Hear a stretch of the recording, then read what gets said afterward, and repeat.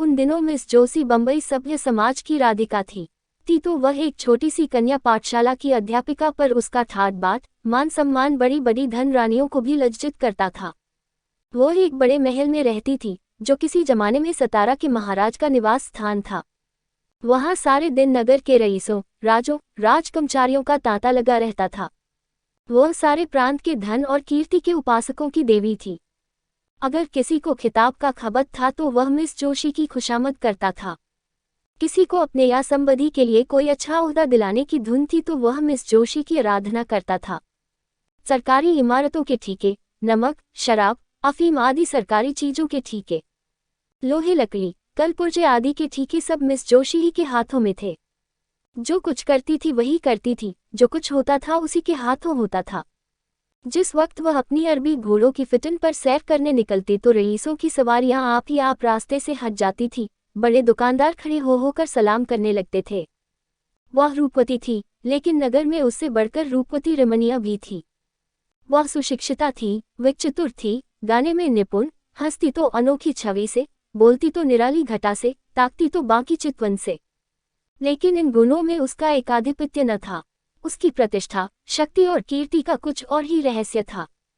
सारा नगर ही नहीं, सारे प्रांत का बच्चा जानता था कि बंबई के गवर्नर मिस्टर जौहरी मिस जोशी के बिना दामों के गुलाम है। मिस जोशी की आंखों का इशारा उनके लिए नादिरशाही हुक्म है। वह थिएटरों में, दावतों में, जलसों में मिस जोशी के साथ साए की भांति रहते हैं। और कभी कभी उनकी मोटर रात के सन्नाटे में मिस जोशी के मकान से निकलती हुई लोगों को दिखाई देती है। इस प्रेम में वासना की मात्रा अधिक है या भक्ति की, यह कोई नहीं जानता। लेकिन मिस्टर जौहरी विवाहित है और मिस जोशी विधवा, इसलिए जो लोग उनके प्रेम को कलुषित कहते हैं, वे उन पर कोई अत्याचार नहीं करते। बंबई की व्यवस्थापिका सभा ने अनाज पर कर लगा दिया था और जनता की ओर से उसका विरोध करने के लिए एक विराट सभा हो रही थी। सभी नगरों से प्रजा के प्रतिनिधि उसमें सम्मिलित होने के लिए हजारों की संख्या में आए थे। मिस जोशी के विशाला भवन के सामने चौड़े मैदान में हरी भरी घास पर बंबई की जनता अपनी फरियाद सुनाने के लिए जमा थी। अभी तक सभापति न आए थे, इसलिए लोग बैठे गपशप कर रहे थे। कोई कर्मचारी पर आक्षेप करता था, कोई देश की स्थिति पर, कोई अपनी दीनता पर। अगर हम लोगों में अगरने का जरा भी सामर्थ्य होता तो मजाल थी कि यह कर लगा दिया जाता, अधिकारियों का घर से बाहर निकलना मुश्किल हो जाता।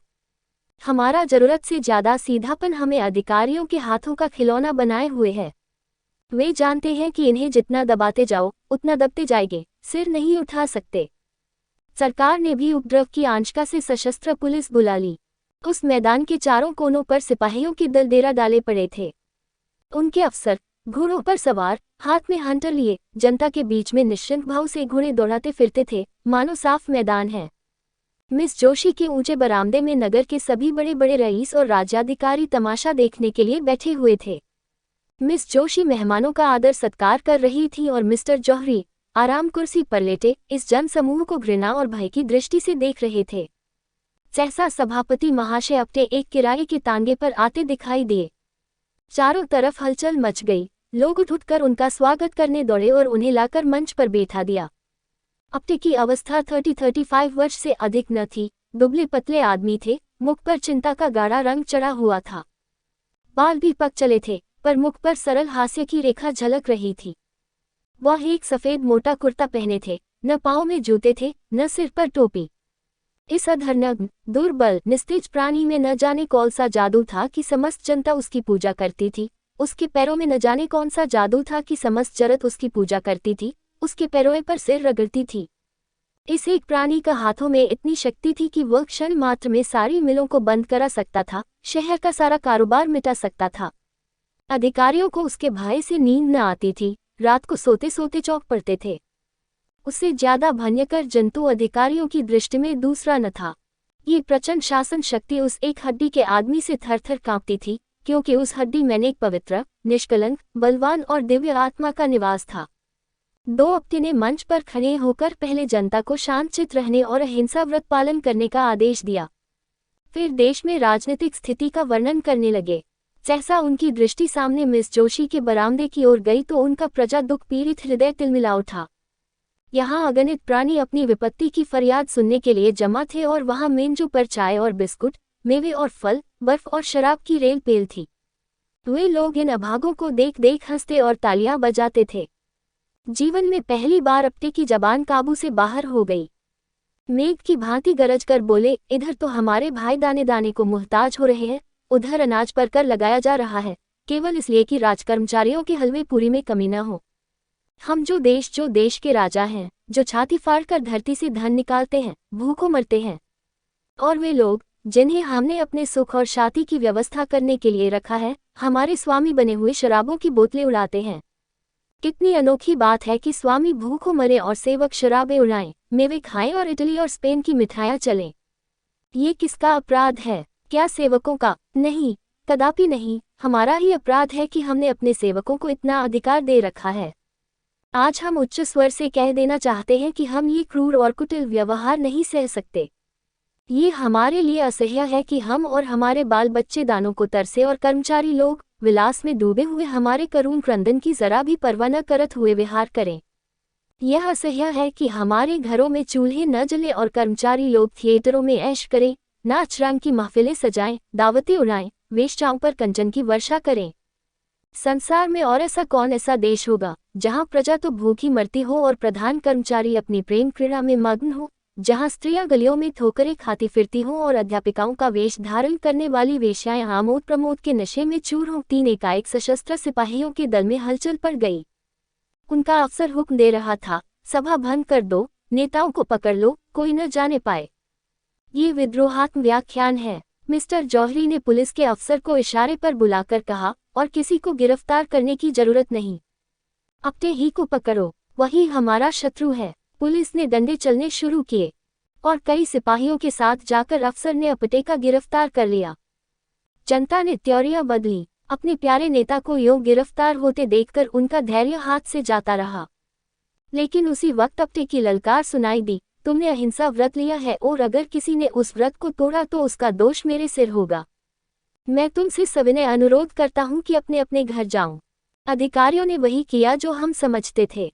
इस सभा से हमारा जो उद्देश्य था वह पूरा हो गया।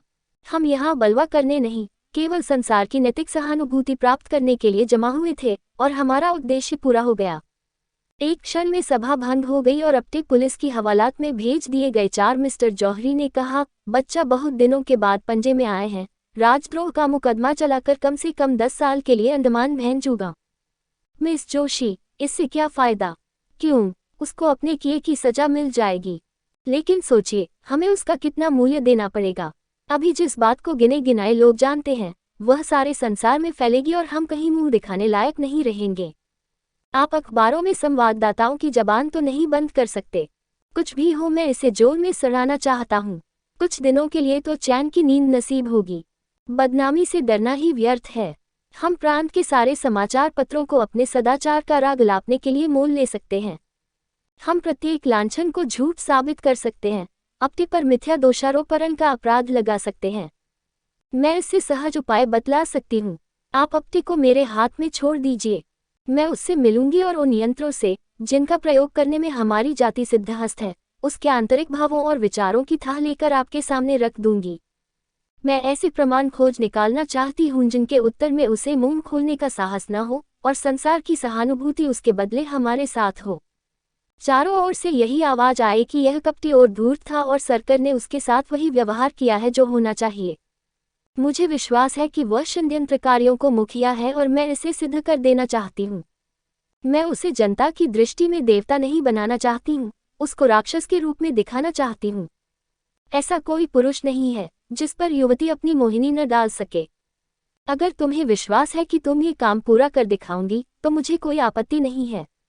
मैं तो केवल उसे दंड देना चाहता हूँ, तो हुक्म दे दीजिए कि वह इसी वक्त छोड़ दिया जाए।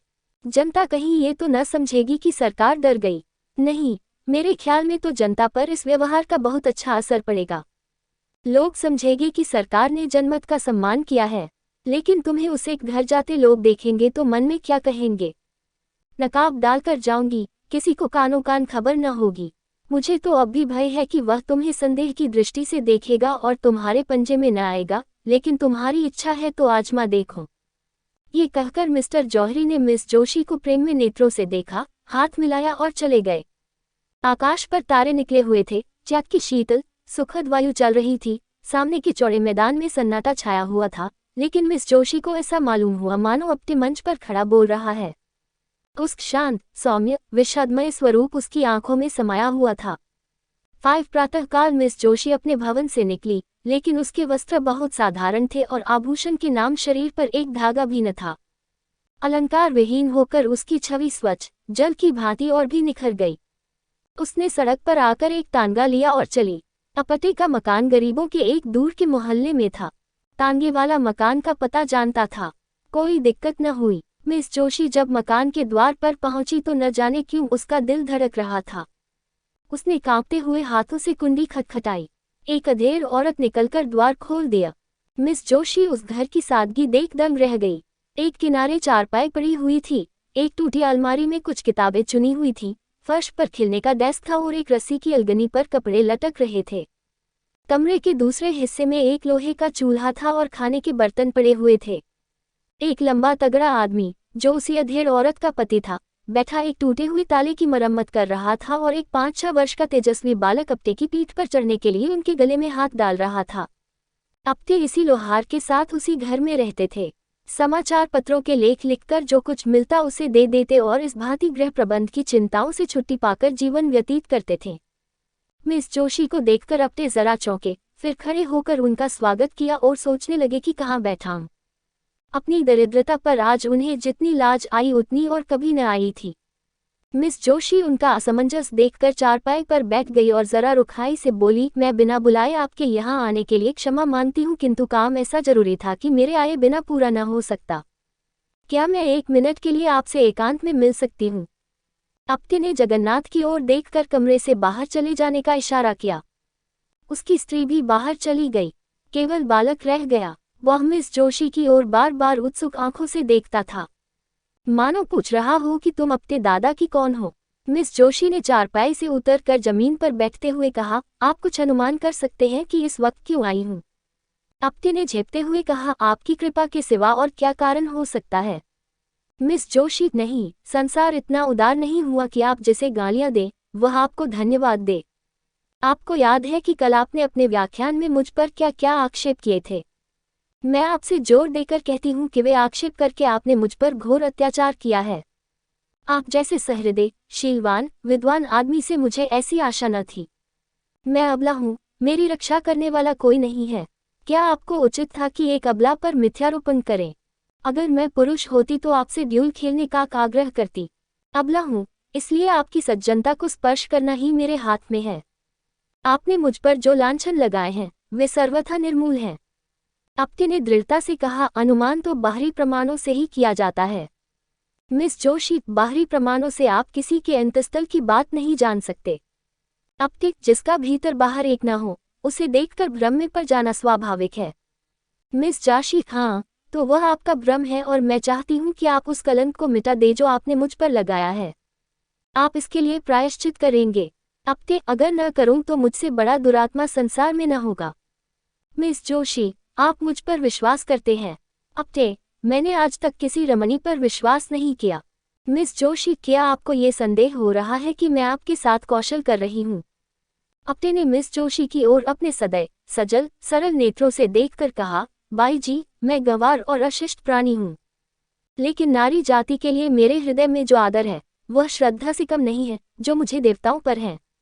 मैंने अपनी माता का मुख नहीं देखा, ये भी नहीं जानता कि मेरा पिता कौन था, किंतु जिस देवी के दया वृक्ष की छाया में मेरा पालन पोषण हुआ उनकी प्रेम मूर्ति आज तक मेरी आंखों के सामने है और नारी के प्रति मेरी भक्ति को सजीव रखे हुए है।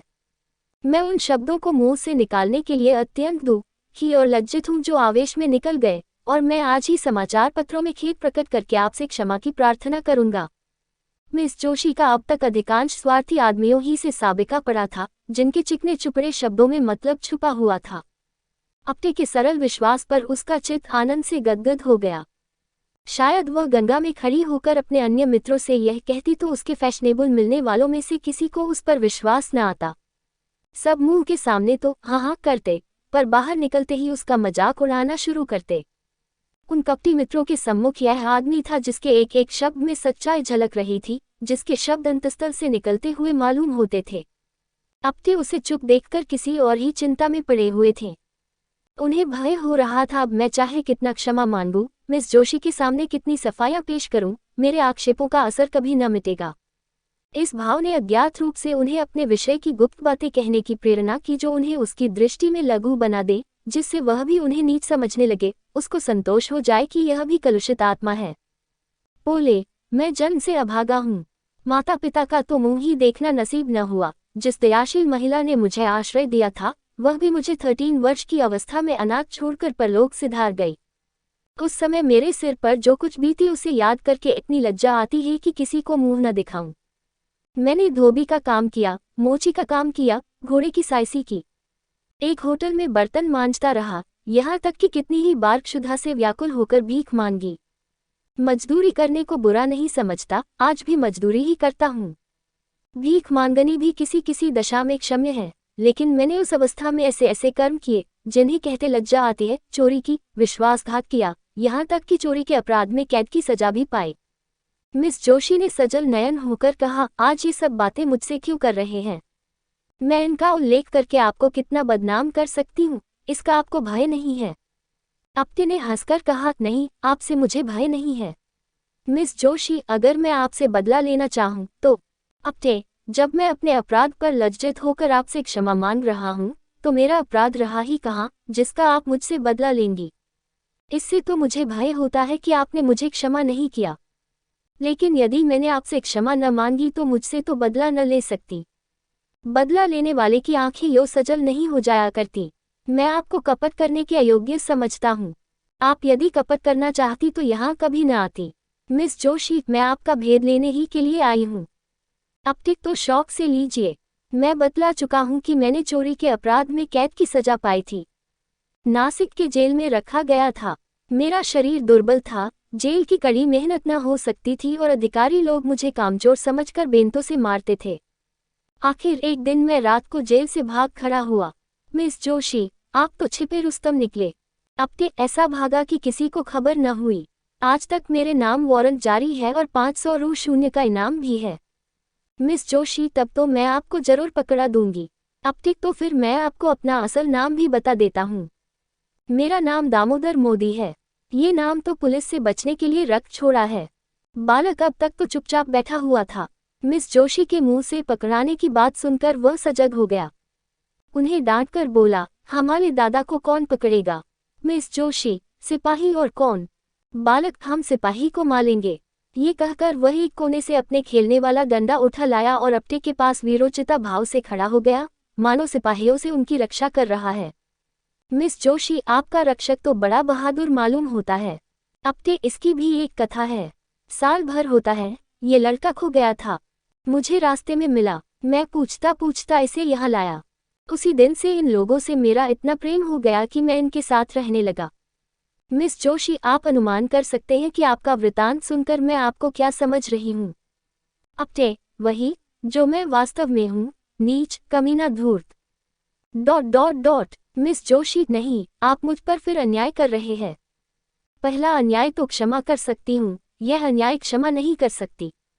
इतनी प्रतिकूल दशाओं में पढ़कर भी जिसका हृदय इतना पवित्र, इतना निष्कपट, इतना सदैव हो, वह आदमी नहीं देवता है। भगवान, आपने मुझ पर जो आक्षेप किए वह सत्य हैं। मैं आपके अनुमान से कहीं भ्रष्ट हूँ। मैं इस योग्य भी नहीं हूँ कि आपकी ओर ताक सकूं। आपने अपने हृदय की विशालता दिखाकर मेरा असली स्वरूप मेरे सामने प्रकट कर दिया। मुझे क्षमा कीजिए, मुझ पर दया कीजिए।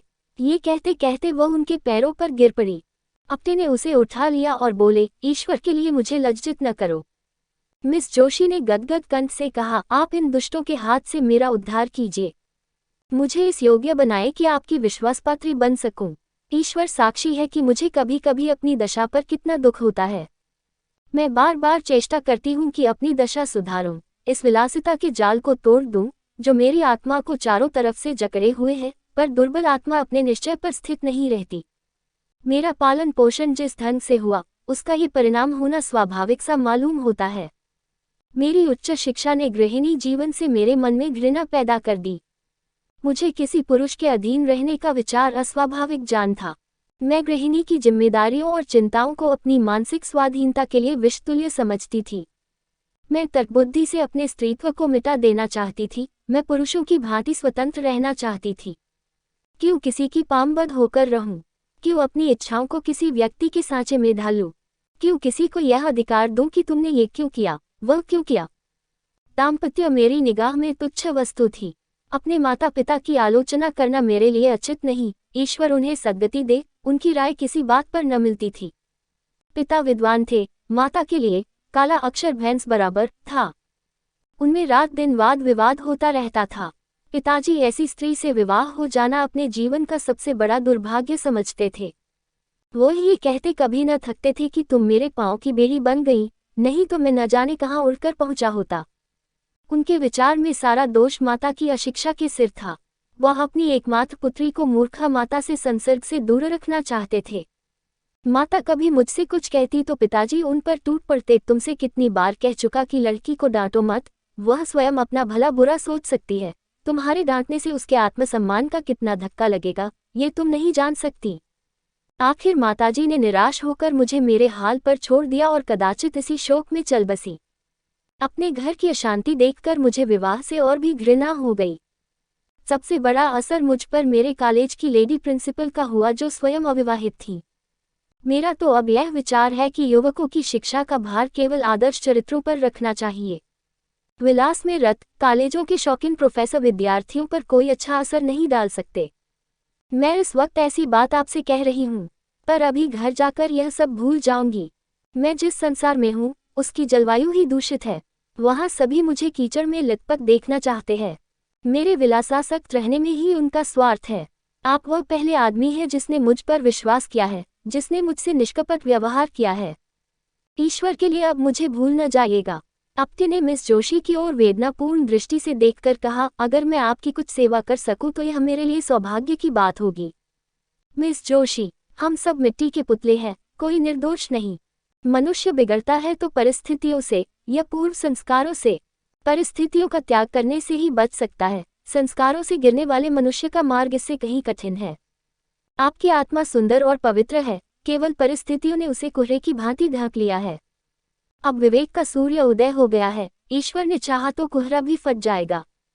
लेकिन सबसे पहले उन परिस्थितियों का त्याग करने को तैयार हो जाइए। मिस जोशी, यही आपको करना होगा।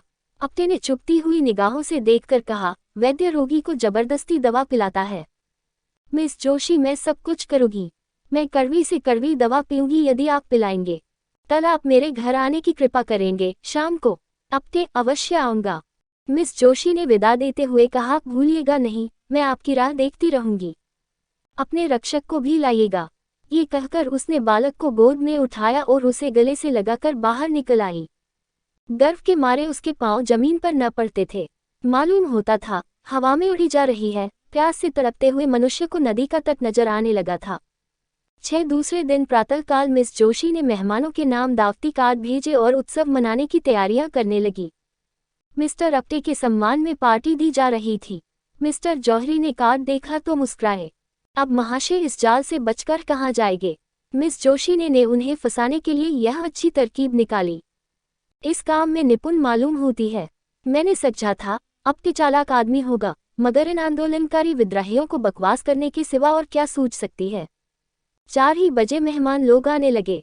नगर के बड़े बड़े अधिकारी, बड़े बड़े व्यापारी, बड़े बड़े विद्वान, समाचार पत्रों के संपादक अपनी अपनी महिलाओं के साथ आने लगे। मिस जोशी ने आज अपने अच्छे से अच्छे वस्त्र और आभूषण निकाले हुए थे। जिधर निकल जाती थी मालूम होता था अरुण प्रकाश की छटा चली आ रही है। भवन में चारों ओर सुगंध की लपटें आ रही थीं और मधुर संगीत की ध्वनि हवा में गूंज रही थी। 5 बजते बजते मिस्टर जौहरी आ पहुंचे और मिस जोशी से हाथ मिलाते हुए मुस्कुरा कर बोले, जी चाहता है तुम्हारे हाथ चूम लूं। अब मुझे विश्वास हो गया कि यह महाशय तुम्हारे पंजे से नहीं निकल सकते। मिसेज पेटिट बोली, मिस जोशी दिलों का शिकार करने के लिए ही बनाई गई है। मिस्टर सोराब जी, मैंने सुना है अपटे बिल्कुल गंवार सा आदमी है। मिस्टर भरूचा, किसी यूनिवर्सिटी में शिक्षा ही नहीं पाई, सभ्यता कहाँ से आती। मिस्टर भरूचा, आज उसे खूब बनाना चाहिए। महंत वीरभद्र दाढ़ी के भीतर से बोले, मैंने सुना है नास्तिक है, वर्णाश्रम धर्म का पालन नहीं करता। मिस जोशी, नास्तिक तो मैं भी हूँ। ईश्वर पर मेरा भी विश्वास नहीं है। महंत, आप नास्तिक हों, पर आप कितने ही नास्तिकों को आस्तिक बना देती हैं। मिस्टर जौहरी, आपने लाख की बात की कही मनहत जी। मिसेज भरूचा, क्यों महंत जी, आपको मिस जोशी ही न आस्तिक बनाया है क्या? सहसा अपने लोहार के बालक की उंगली पकड़े हुए भवन में दाखिल हुए। वह पूरे फैशनेबल रईस बने हुए थे। बालक भी किसी रईस का लड़का मालूम होता था। आज अपने को देखकर लोगों को विदित हुआ कि वह कितना सुदन सजीला आदमी है। मुख से शौर्य निकल रहा था, पोपो से शिष्टता झलकती थी, मालूम होता था वह इसी समाज में पला है। लोग देख रहे थे कि वह कहीं चूके और तालियां बजाएं, कहीं कदम फिसले और कहकहे लगाएं, पर अपने मंचे हुए खिलाड़ी की भांति जो कदम उठाता था वह सधा हुआ, जो हाथ दिखलाता था वह जमा हुआ। लोग उसे पहले तुच्छ समझते थे, अब उससे ईर्ष्या करने लगे, उस पर फबतियां उड़ानी शुरू की। लेकिन अपने इस कला में भी एक ही निकला। बात मुंह से निकली और उसने जवाब दिया, पर उसके जवाब में मालिन्य या कटुता का लेश भी न होता था। उसका एक एक शब्द सरल, स्वच्छ, चित्त को प्रसन्न करने वाले भावों में डूबा होता था। मिस जोशी उसकी वाक्य चातुरी पर फूल उठती थी। सोराब जी, आपने किस यूनिवर्सिटी से शिक्षा पाई थी? अपने यूनिवर्सिटी में शिक्षा पाई होती तो आज मैं भी शिक्षा विभाग का अध्यक्ष होता। मिसेज भरूचा, मैं तो आपको भयंकर जंतु समझती थी। अपने ने मुस्करा कर कहा, आपने मुझे महिलाओं के सामने न देखा होगा। सहसा मिस जोशी अपने सोने के कमरे में गई और अपने सारे वस्त्राभूषण उतार फेंके। उसके मुख से शुभ संकल्प का तेज निकल रहा था। नेत्रों से दबी ज्योति प्रस्फुटित हो रही थी, मानो किसी देवता ने उसे वरदान दिया हो। उसने सजे हुए कमरे को घृणा से देखा, अपने आभूषणों को पैरों से ठुकरा दिया और एक मोटी साफ साड़ी पहनकर बाहर निकली। आज प्रातःकाल ही उसने ये साड़ी मंगा ली थी। उसे इस नए वेश में देखकर सब लोग चकित हो गए। कायापलट कैसे? सहसा किसी की आंखों को विश्वास न आया, किंतु मिस्टर जौहरी बगले बजाने लगे। मिस जोशी ने इसे फंसाने के लिए यह कोई नया स्वांग रचा है। मित्रों, आपको याद है परसों महाशय अपने ने मुझे कितनी गालियां दी थी? यह महाशय खड़े हैं, आज मैं इन्हें उस दुर्व्यवहार का दंड देना चाहती हूँ। मैं कल इनके मकान पर जाकर इनके जीवन के सारे गुप्त रहस्यों को जान आई। ये जो जनता की भीड़ गरजते फिरते हैं, मेरे एक ही निशाने पर गिर पड़े। मैं उन रहस्यों के खोलने में अब विलंब न करूंगी, आप लोग अधीर हो रहे होंगे। मैंने जो कुछ देखा वह इतना भयंकर है कि उसका वृतांत सुनकर शायद आप लोगों को मूर्छा आ जाएगी। अब मुझे लेशमात्र भी संदेह नहीं है कि यह महाशय पक्के देशद्रोही है। ... उद्धरण। मिस्टर जौहरी ने ताली बजाई और तालियों के हॉल गूंज उठा। मिस जोशी, लेकिन राज के द्रोही नहीं, अन्याय के द्रोही, दमन के द्रोही, अभिमान के द्रोही। चारों ओर सन्नाटा छा गया। लोग विस्मित होकर एक दूसरे की ओर ताकने लगे। मिस जोशी गुप्त रूप से शस्त्र जमा किए हैं और गुप्त रूप से हत्याएं की हैं। ... मिस्टर जौहरी ने तालियां बजाई और तालियां का दोगला फिर बरस गया। मिस जोशी, लेकिन किसकी हत्या? दुख की, दरिद्रता की, प्रजा के कष्टों की, हठधर्मी की और अपने स्वार्थ की। चारों ओर फिर सन्नाटा छा गया और लोग चकित हो होकर एक दूसरे की ओर ताकने लगे, मानो उन्हें अपने कानों पर विश्वास नहीं है। मिस जोशी, महाराज अपने डकैतियां की ओर कर रहे हैं। अब कि किसी ने ताली न बजाई, लोग सुनना चाहते थे कि देखे आगे क्या कहती है। उन्होंने मुझ पर भी हाथ साफ किया है, मेरा सब कुछ अपहरण कर लिया है, यहाँ तक कि अब मैं निराधार हूँ और उनके चरणों के सिवा मेरे लिए कोई आश्रय नहीं है। प्राणधार, इस अबला को अपने चरणों में स्थान दो, उसे डूबने से बचाओ। मैं जानती हूँ तुम मुझे निराश न करोगे। ये कहते कहते वह जाकर अपने के चरणों में गिर पड़ी। सारी मंडली स्तंभित रह गई। 1 सप्ताह गुजर चुका था। अपने पुलिस की हिरासत में थे। उन पर 4 अभियोग चलाने की तैयारियां चल रही थी। सारे प्रांत में हलचल मची हुई थी। नगर में रोज सभाएं होती थी। पुलिस रोज 10-5 आदमियों को पकड़ती थी। समाचार पत्रों में जोरों के साथ वाद विवाद हो रहा था। रात के 9 बज गए थे। मिस्टर जौहरी राजभवन में मेज पर बैठे हुए सोच रहे थे कि मिस जोशी को क्यों कर वापस लाएं। उसी दिन से उनकी छाती पर सांप लौट रहा था। उसकी सूरत एक क्षण के लिए आंखों से न उतरती थी। वो सोच रहे थे, इसने मेरे साथ ऐसी दगा की, मैंने इसके लिए क्या कुछ नहीं किया। इसकी कौन सी इच्छा थी जो मैंने पूरी नहीं की? इसी ने मुझसे बेवफाई की? नहीं, कभी नहीं। मैं इसके बगैर जिंदा नहीं रह सकता। दुनिया चाहे मुझे बदनाम करे, हत्यारा कहे, चाहे मुझे पद से हाथ धोना पड़े, लेकिन अपने को नहीं छोड़ूंगा। इस रोड़े को रास्ते से हटा दूंगा, इस कांटे को पहलू से निकाल बाहर करूंगा। सहसा कमरे का दरवाजा खुला और मिस जोशी ने प्रवेश किया। मिस्टर जौहरी हकपका कर कुर्सी पर से उठ खड़े हुए, ये सोच रहे थे कि शायद मिस जोशी ने निराश होकर मेरे पास आई है। कुछ रूखे लेकिन नम्र भाव से बोले, आओ बाला, तुम्हारी याद में बैठा था। तुम कितनी ही बेवफाई करो, पर तुम्हारी याद मेरे दिल से नहीं निकल सकती। मिस जोशी, आप केवल जबान से कहते हैं। मिस्टर जौहरी, क्या दिल चीर कर दिखा दूं? मिस जोशी, प्रेम प्रतिकार नहीं करता, प्रेम में दुराग्रह नहीं होता। आप मरे खून के प्यासे हो रहे हैं, उस पर भी आप कहते हैं मैं तुम्हारी याद करता हूँ। आपने मेरे स्वामी को हिरासत में डाल रखा है, ये प्रेम है। आखिर आप मुझसे क्या चाहते हैं? अगर आप समझ रहे हो कि इन शक्तियों से डर कर मैं आपकी शरण आ जाऊंगी तो आपका भ्रम है। आपको अख्तियार है कि अपटे को काले पानी भेज दे, फांसी चढ़ा दे, लेकिन इसका मुझ पर कोई असर न होगा। वह मेरे स्वामी है, मैं उनको अपना स्वामी समझती हूँ। उन्होंने अपनी विशाल उदारता से मेरा उद्धार किया। आप मुझे विषय के फंदों में फंसाते थे, मेरी आत्मा को कलुषित करते थे। कभी आपको ये ख्याल आया कि इसकी आत्मा पर क्या बीत रही होगी? आप मुझे आत्मशून्य समझते थे। इस देवपुरुष ने अपनी निर्मल स्वच्छ आत्मा के आकर्षण से मुझे पहली ही मुलाकात में खींच लिया। मैं उसकी हो गई और मरते दम तक उसी की रहूंगी। उस मार्ग से अब आप हटा नहीं सकते। मुझे एक सच्ची आत्मा की जरूरत थी, वह मुझे मिल गई। उसे पाकर अब तीनों लोक की संपदा मेरी आंखों में तुच्छ है। मैं उनके वियोग में चाहे प्राण दे दूं, पर आपके काम नहीं आ सकती। मिस्टर जौहरी, मिस जोशी, प्रेम उदार नहीं होता, क्षमाशील नहीं होता। मेरे लिए तुम सर्वस्व हो, जब तक मैं समझता हूं कि तुम मेरी हो। अगर तुम मेरी नहीं हो सकती तो मुझे इसकी क्या चिंता हो सकती है कि तुम किस दिशा में हो? मिस जोशी, यह आपका अंतिम निर्णय है। मिस्टर जौहरी, अगर मैं कह दूं कि हाँ, तो? मिस जोशी ने सीने से पिस्तौल निकाल कर कहा, तो पहले आपकी लाश जमीन पर फटकती होगी और आपके बाद मेरी। बोलिए, यह आपका अंतिम निर्णय निश्चय है। ये कहकर मिस जोशी ने जौहरी की तरफ पिस्तौल सीधा किया। जौहरी कुर्सी से उठ खड़े हुए और मुस्कर बोले, क्या तुम मेरे लिए कभी इतना साहस कर सकती थी? जाओ, तुम्हारा अपते तुम्हें मुबारक हो। उस पर से अभियोग उठा लिया जाएगा। पवित्र प्रेम ही में ये साहस है। अब मुझे विश्वास हो गया कि तुम्हारा प्रेम पवित्र है। अगर कोई पुराना पापी भविष्यवाणी कर सकता है तो मैं कहता हूँ, वह दिन दूर नहीं है जब तुम इस भवन की स्वामिनी होगी।